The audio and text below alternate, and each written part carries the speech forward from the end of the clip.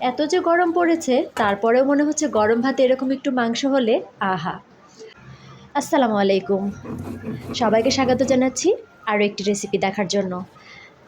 নিশ্চয় বুঝতে পারছেন আজকে করব বাটা মশলায় গরুর মাংস।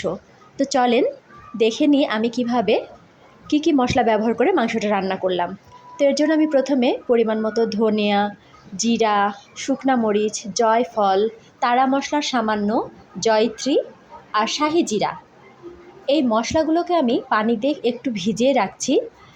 তারপর আমি ভালো মতো মশলাগুলোকে ধুয়ে নিব। অনেকে চাইলে এই মশলাটাকে কিন্তু হালকা টেলে নিয়ে ব্লেন্ডারও ব্লেন্ড করে নিতে পারেন। তবে সবাই যে কথাটা বলে বাটা মশলায় নাকি তরকারির স্বাদ অনেক বেড়ে যায়, তো আমিও ট্রাই করলাম আর আপনাদের সাথে শেয়ার করলাম। এদিকে মাংসগুলোকেও আমি একটু ধুয়ে নিচ্ছি। ভালো মতো চিপে পানিটা ঝরিয়ে তারপরে আমি যে পাত্রে রান্না করব সেটাতে উঠিয়ে নিচ্ছি। মাংস ধুয়ে নেওয়া শেষ, এরপর চলে যাচ্ছি মশলাটা পিষে নিতে।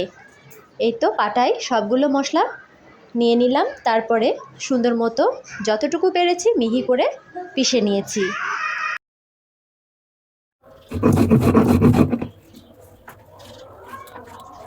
মশলাগুলো পিষে নেওয়া হয়ে গেছে, এবার আমি একটা বাটিতে উঠিয়ে নিয়েছি।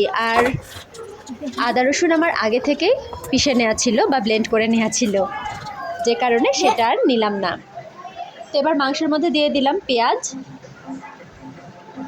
কাঁচামরিচ, আদা রসুন বাটা, লবণ পরিমাণ মতো, হলুদ গুঁড়া, মরিচ গুঁড়া, ধনিয়া ও জিরা গুঁড়া। এরপর দিয়ে দিচ্ছি 2-3টা তেজপাতা, আর দিয়ে দিচ্ছি এলাচ, দারচিনি, গোলমরিচ, লবঙ্গ।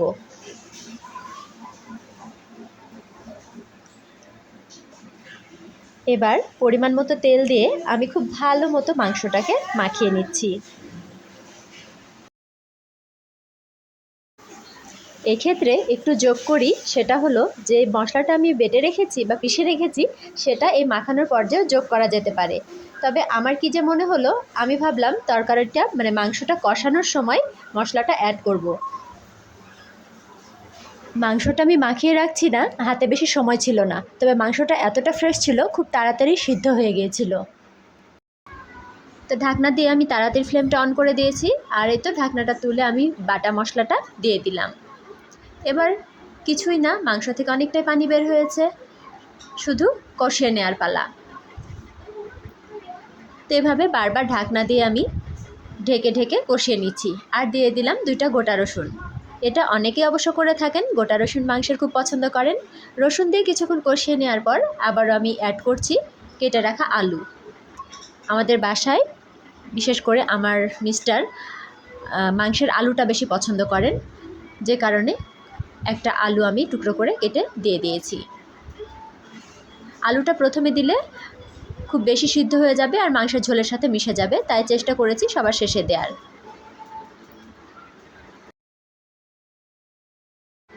তো এই তো খুব সুন্দর মতো কষিয়ে নিয়েছি। নিচের দিকটায় মানে কড়াইয়ের নিচের দিকটায় লেগে যাচ্ছিল। এবার দিয়ে দিলাম পাশের চুলায় করে রাখা গরম পানি।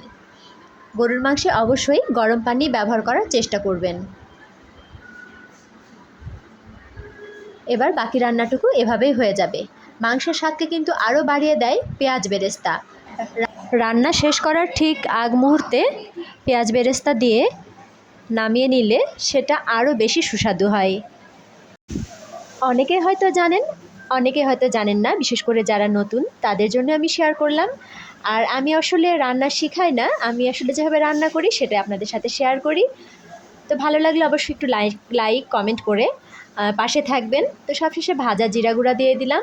আর এখানে আমি পেঁয়াজ বেরেস্তা আজকে অ্যাড করিনি, আপনারা অবশ্যই করে দেখবেন, কেমন লাগে আমাকে কমেন্ট করে জানাবেন। তো এই হলো আমার মাংসের ফাইনাল লুক। যেহেতু প্রথম রান্না, আরও জাল হবে মাংসটা, সে কারণে আমি কিছুটা ঝোল রেখেছি।